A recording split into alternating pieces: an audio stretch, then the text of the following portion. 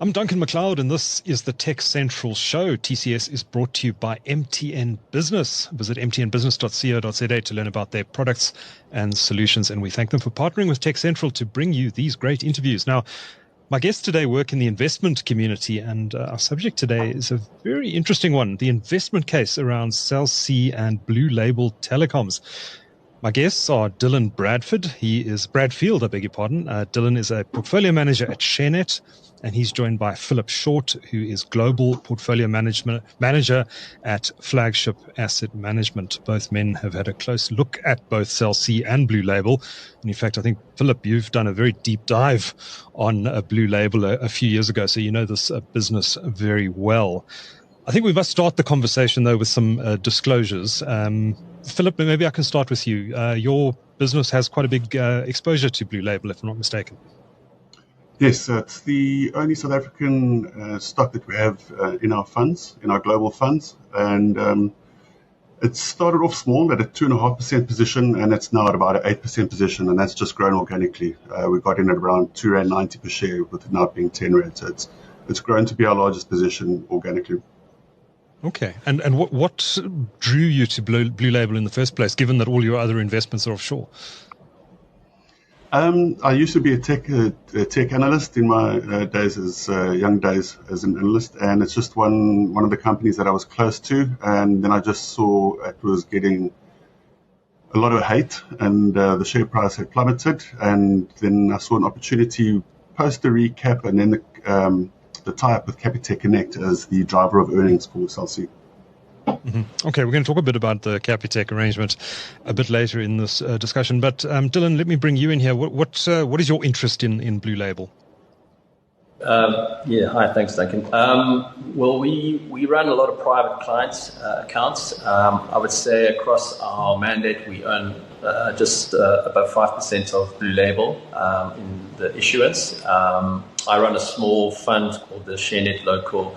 A fund that we own about, in my position, about 15% of my portfolio in its entirety. And similar to Phil, I've also been a bottom dip buyer and just been adding all the way across as the news has improved.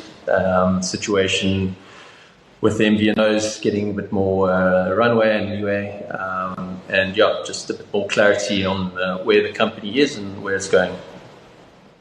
Very briefly, I think most South Africans know the name Sharenet, but maybe just a quick elevator pitch. What do you guys do again?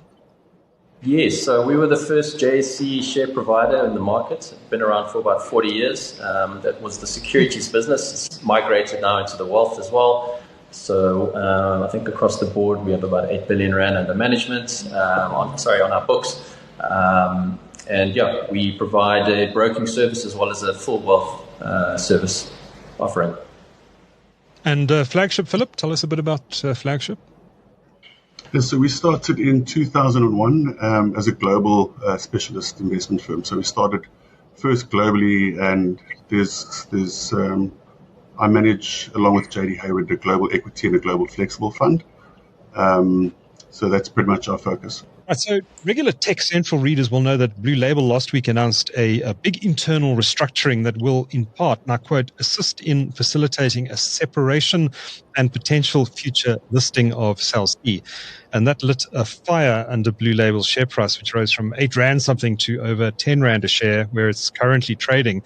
And I wanted to go and have a look, but I think it's the first time in about 7 or possibly 8 years that Blue Label has traded above 10 Rand a share, and I think shareholders of this company have been long suffering for many years, and may finally starting to see a return on their investment.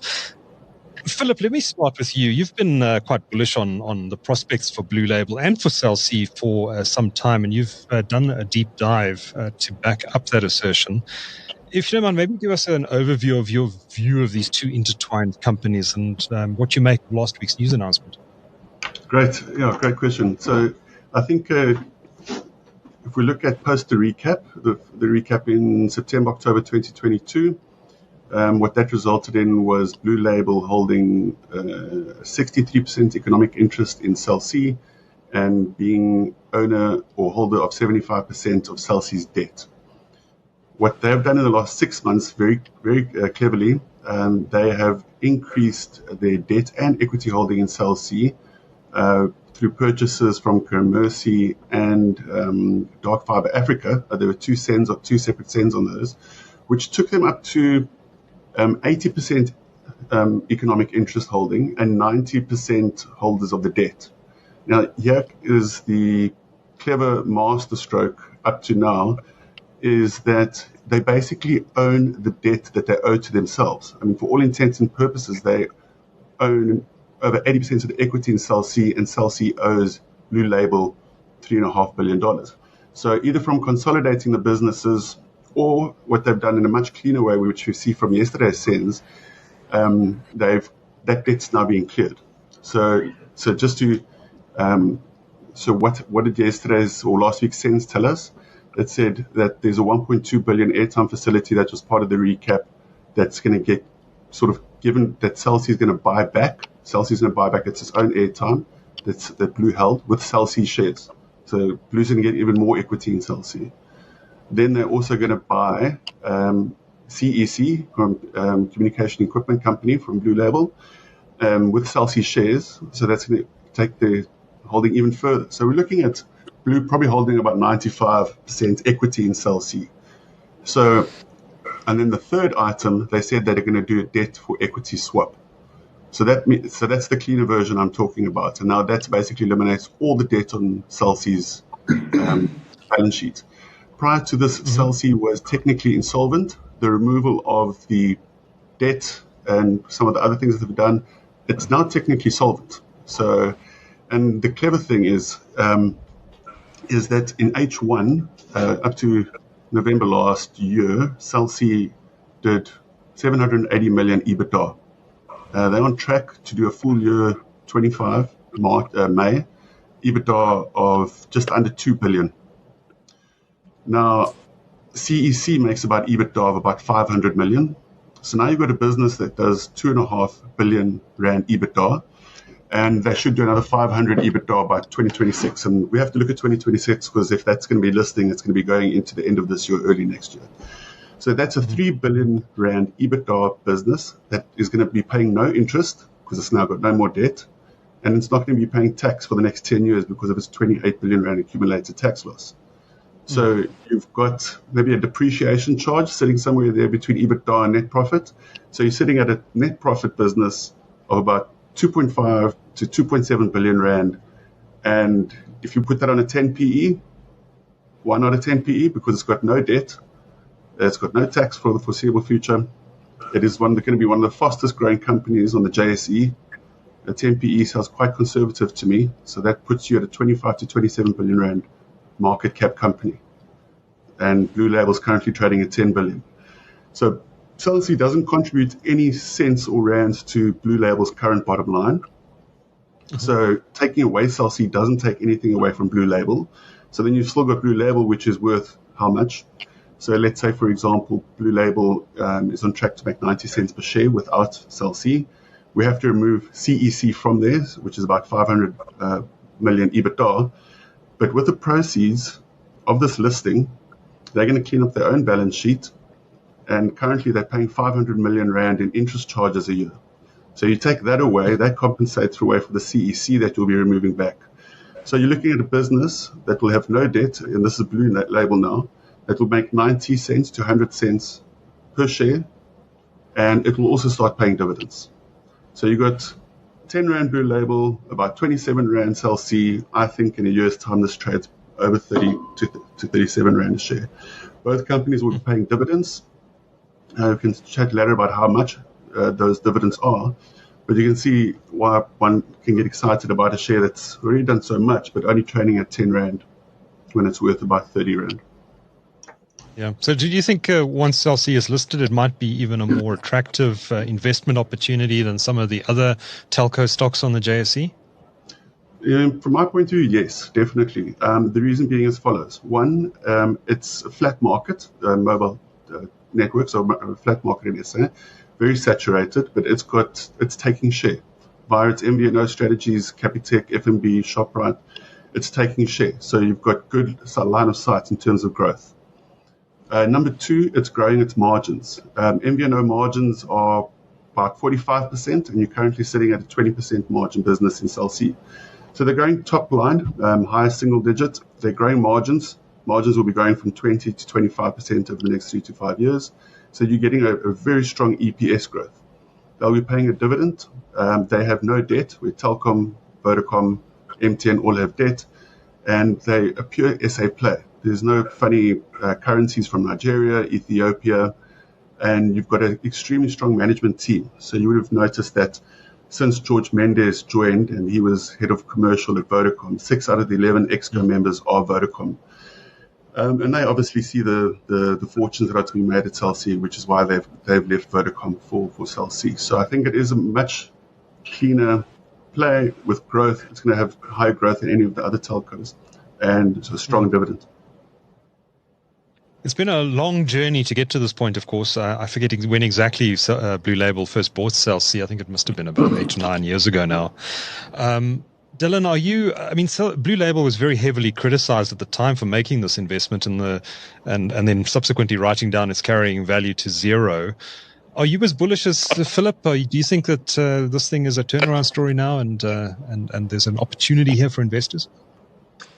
Yeah, I think the timing is it's perfect. You wouldn't be going to an IPO if you didn't know internally what was happening within your own company. So, the rate of change within the business, as Phil's alluded to, is there. It's coming fast. We've seen some of the articles depicting the benefit that Capitec Connect has had within its own business, and that must be flowing through to Cell C as their main underpin in the SIM side of business.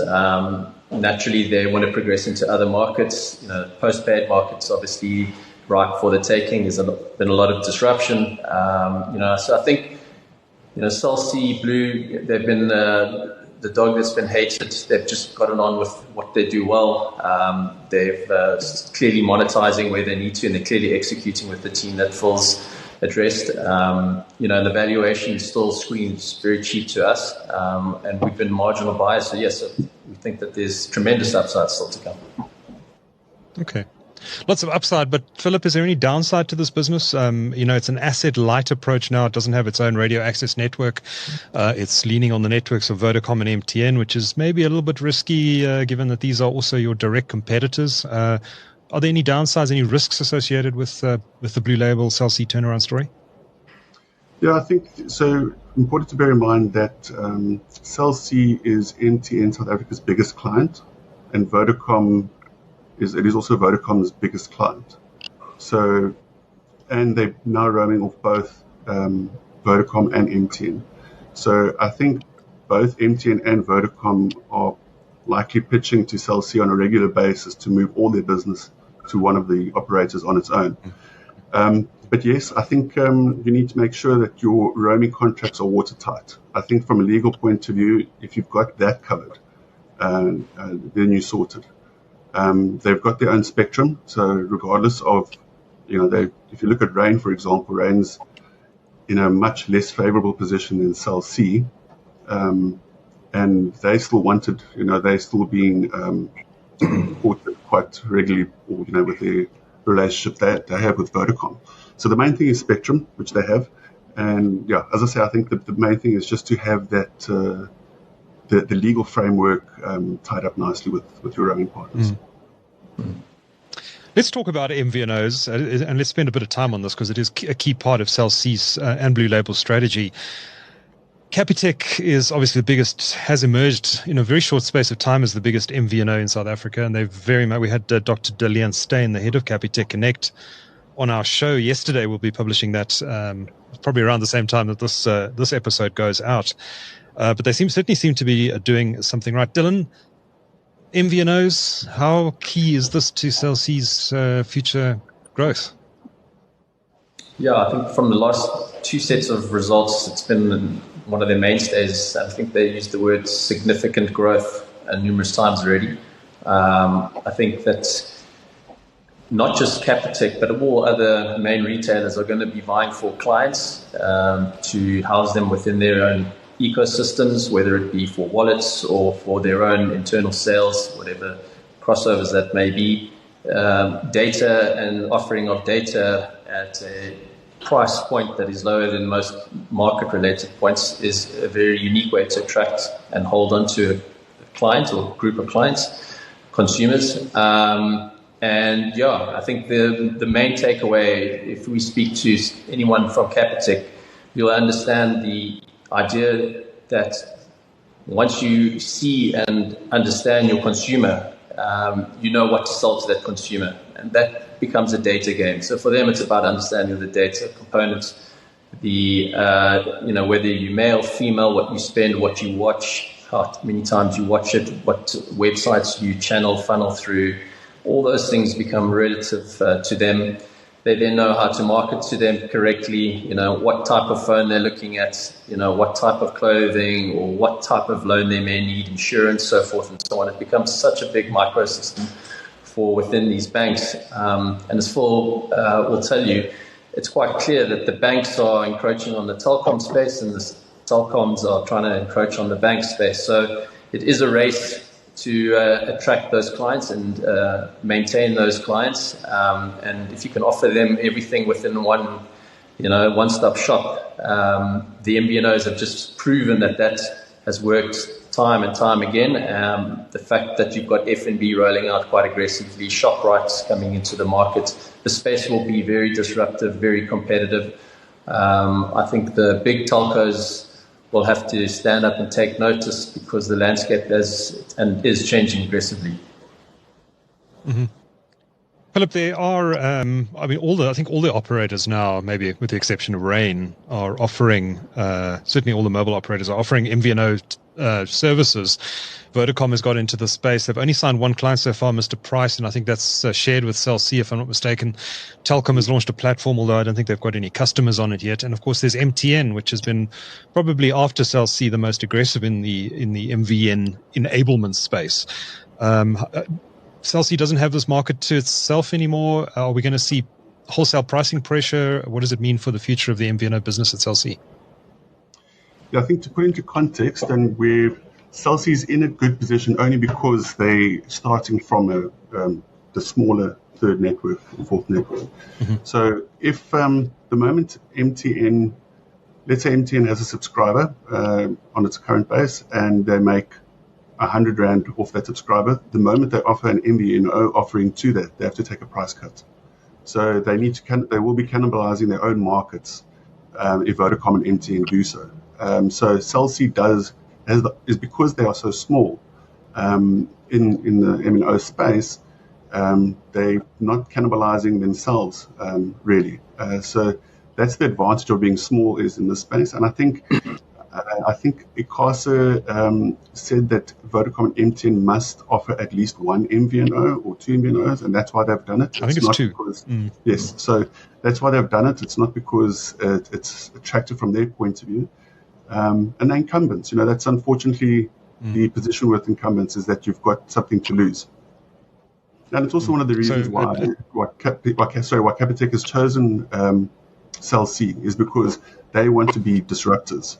Now, if you join MTN and Vodacom, which are the two incumbents, they're not going to allow you to disrupt them. So they get to grow with Cell C in a market together. So that was the fortunate tie-up scenario for the two. Yeah, I was quite intrigued in my interview with Darlene Stein. I asked her, what is your motivation, behind launching Capitec Connect, and what are your key performance indicators here? And it was simple. We want to take market share from the MNOs. Yeah, and if you read TJ Stradham's book on Capitec's Talking Giants,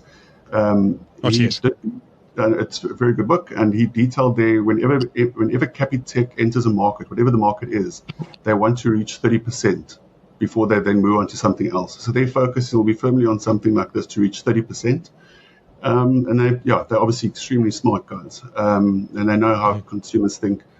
And just also what Dylan was saying, just expanding on, when I've spoken to Capitec as well a lot to do my own research when I'm investing in Blue into Cell C.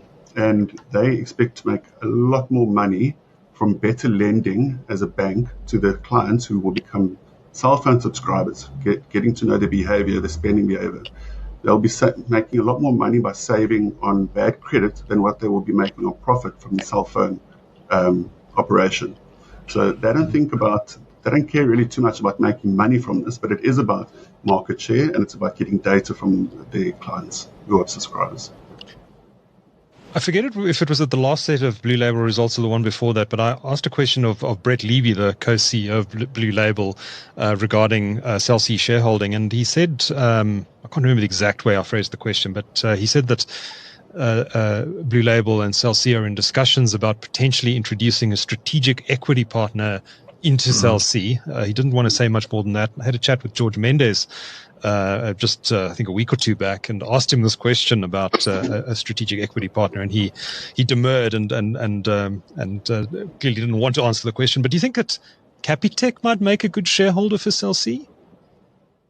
I think so. I think they definitely would have wanted to have owned the whole IP and the whole operation. Quite possibly, yeah. What do you think, Dylan? Would it make sense for Capitec to own a stake in Cell C? Yeah, I think they want to protect this growth path. I think a strategic stake would probably make a lot of sense and align a lot of interests.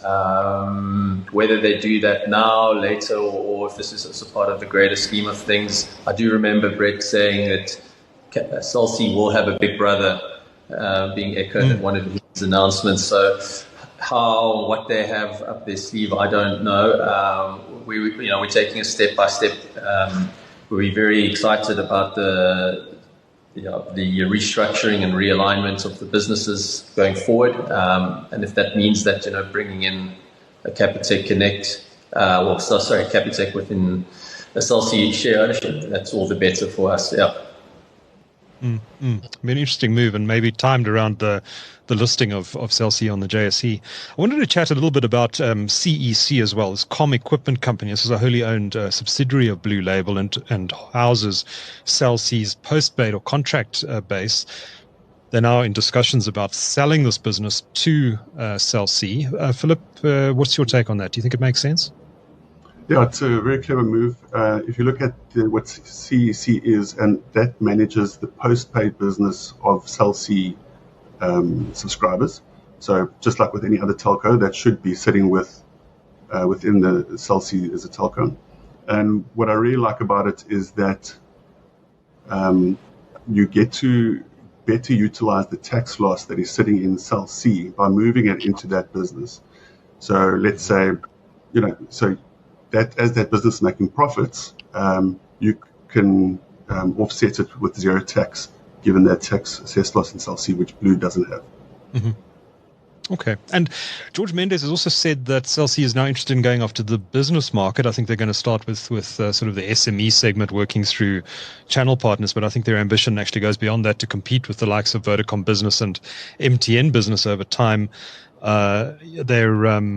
They're certainly talking about launching enterprise services and going after that space. Do you think they're perhaps biting off more than they can chew at this stage, or does it make sense for them to pursue business services market at this juncture, Philip?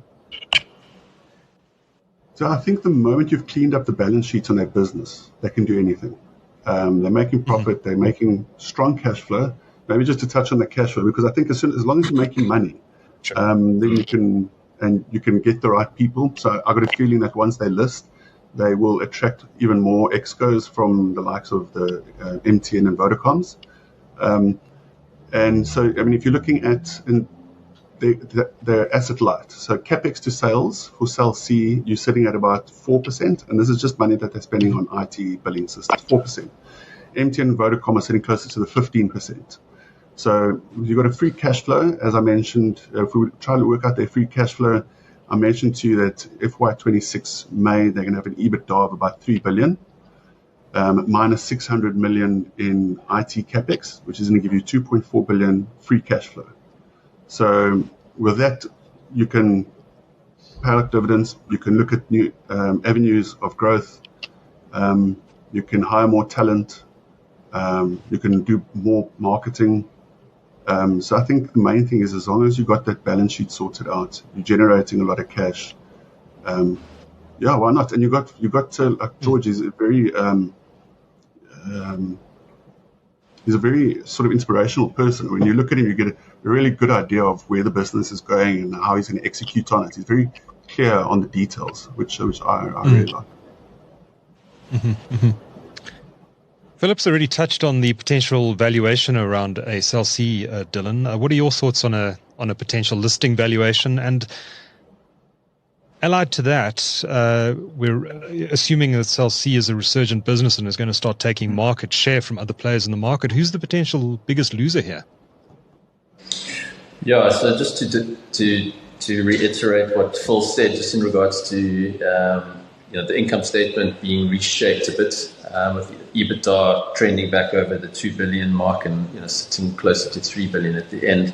If we're looking at Blue going to a 90-95% shareholding, it's a significant value if you put that on a 5 times EV/EBITDA multiple already for all Blue shareholders. I would say down the line, I suppose the biggest losers in this space would likely be Vodacom and Telkom from the stand sort of perspective. I think we've already seen the brain drain from Vodacom coming across. I saw Vodacom's numbers this week. MTN's also struggling on the local market front. We've seen in the numbers recently, but seem to be having still growth offshore. But again, as Phil's alluded to, the pension funds might be looking for a pure play within the pension market that pays a dividend, a growing dividend, probably one of the highest dividend yields in the market, we suspect. And it won't be encumbered by any political risk outside in other countries, FX-related risks. Market cap is growing. It'll draw more attention. But yeah, from the get-go, I would say pretty much all of them will probably be under a bit of pressure. I think the guys that are late to the MVNO party will be the biggest losers. Interesting. Philip, of course, the Blue Label business is about a lot more than just Cell C, and you have done a deep dive on the whole business, looking at every aspect of it. What in that business, apart from Cell C, has got you excited and nervous for that matter? So I'm always a glass half full person, so I'll start with the what's got me excited. So they mentioned on the last management call that prior to this mess that they got themselves initially into in 2017, when they did the first recap under the wrong deal lines, was that 45% of their earnings came from the treasury function. And I'll explain that to you now in more detail. But of late, the last 6-7 years, 0% has come from the treasury function. So what they used to do, what they were very good at doing, was they always had a very good balance sheet. And what they would do is they would buy airtime from the MNOs, the mobile network operators, like MTN and Vodacom. They would pay, but they'd get 90 days to pay. But then they would sell that airtime, and then they would get that in cash. So then they'll be sitting on that cash for 90 days, and they'd earn, with the facility at Investec, they'd earn a great return. And so they'd be making twofold. One, by buying in bulk from MTN and Vodacom, so they would get a 10 to 15, I'm not sure exactly what that discount is, but they'd get that discount and then sell it straight away to the market at par value. So that's the one part of the treasury function. And then the second part is the 19-day negative working capital, where they're sitting on that cash for 90 days before they pay it over to Vodacom and MTN. So if they make 45% of their earnings from that, and we haven't seen any of that in the last 6-7 years, when they list Cell C, they'll be able to clean up their whole balance sheet. They'll be in net cash position, and they'll be able to generate this treasury function again. So there's a growth, sort of a self-care to grow that function again. Then the other one is electricity. So if they can get the electricity growing, the prepaid airtime, I think the Eskom is going to be forcibly putting in prepaid meters into people's homes so that they gain the payment of electricity, so that the municipalities don't lose out any of that. So that's one good one. And I think they said in the last results they're going to be hiring over 10,000 people that they're going to be employing in the coming year or two. That they'll be training through the CETA programs that SA provides, and then they're going to get those people to then go sell into the informal markets. So those are the exciting parts. the what I worry about is that they stick to their knitting, and that we're not looking at that they're not just that the blue execs are not distracted, because they are going to have a lot of money now. They're going to have the capacity to borrow again. They're going to have money coming in from the Cell C listing. I think that they're going to feel very good about themselves, and rightfully so. And so I just really hope, because remember, they were in India with Oxygen, they were in Mexico, and those two environments didn't really work out. So if they can just stick to what they're doing, I think there's room for growth, for example, in the treasury function and electricity. Mm-hmm. Don't go out and do any wild acquisitions like you did of Cell C all those years ago. Please no. Great. I think let's start to wrap it up there. Maybe some concluding thoughts from your side, Dylan. What do you see as the opportunity here? Are you excited about the non-Cell C businesses inside Blue Label as you are about Cell C? And what do you see as the opportunity here as someone who plays in the investment space? Yeah, I would encourage any shareholder, would-be shareholder, to go and watch the last earnings report. Brett Levy spoke about the business as a whole and touched on what Phil's just mentioned now on they see two new growth opportunities within the Blue stable. The comment they made early was hiring up to 16,000 individuals, and that would be subsidized through the government, which is even better for the company, which you really want to hear about.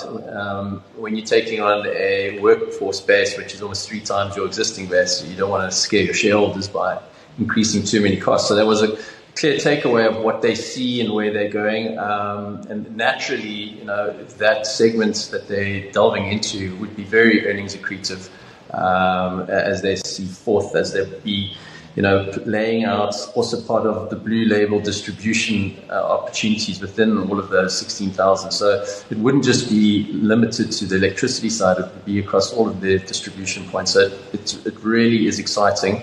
I suppose if I had to touch on something that would make me nervous, or if I have to worry about, I guess like Phil delved into it a bit, going into a market you're not sure about, crossing the water, going into Africa, those things all have, they've all shown to be false gold or false profits.